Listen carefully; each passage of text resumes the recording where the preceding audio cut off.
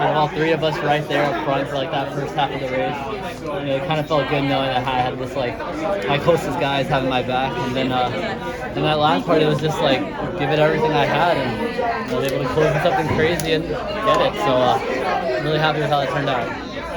You're the second fastest indoor miler ever now, faster than El Rouge. What's going through your head? It's cool. I mean,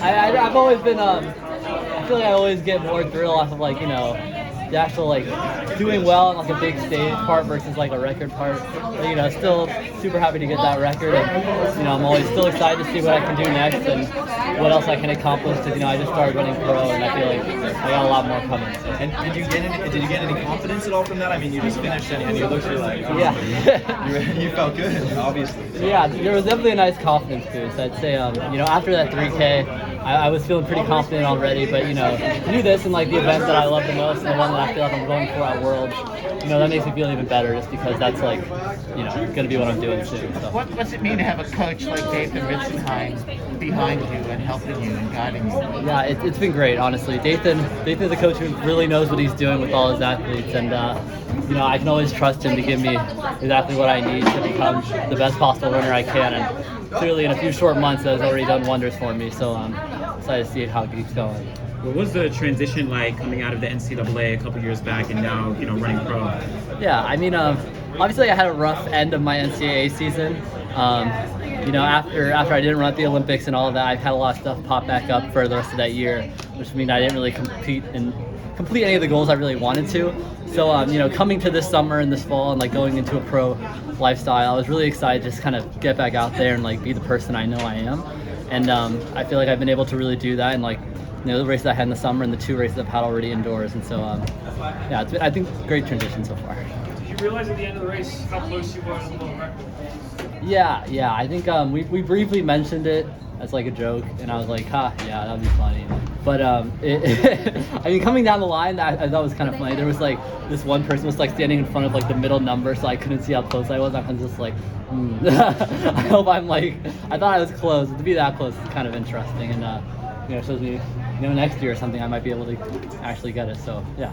Did you have a plan as a team as who would take the pace against Not really. At least no, I don't think I wasn't told anything, and I assume they weren't either. It was just kind of go out there, feel it out, and like what to do, and just kind of if you're feeling good, just kind of go for it. And so that's exactly what I did. Did you feel like you had to fight all your goals for the lead, or what you plan? No, I mean like obviously there were kind of moments where I was kind of like pushing on the outside, kind of hoping he'd go like a little faster. But I think overall I'm like a very, very like passive runner in general, so it kind of takes me a lot to kind of like eventually go around someone, which is why it took me like, it didn't really take me that long. I wasn't really ready until I kind of was ready to pass him.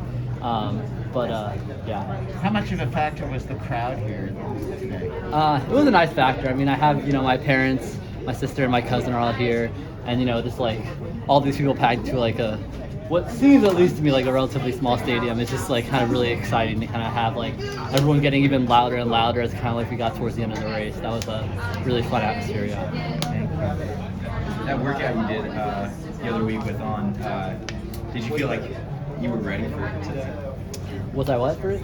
Like how ready did you feel today after that workout you did the other week? The mile one, I'm guessing. Yeah. I was honestly really surprised with how that workout went, just because we ran faster than we were supposed to, and like I still felt relatively like fine afterwards.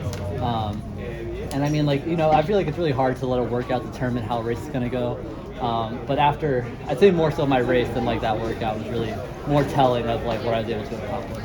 Did you do any other big workouts between the 3K and this one? No, just some like tune-up stuff and like tempos, I guess, but nothing like really impressive like the ones we did before. Yeah, I know Rich sometimes has you guys do workouts afterwards. You're gonna have to do one after this race? I hope not. I have no idea. Did you have to do one after the 3K? No. He was like, you guys ran fast enough, you don't have to. But we did have like a very long cool down, and like we ran like 6 miles total afterwards, which is, whatever. But gotta get the mileage up.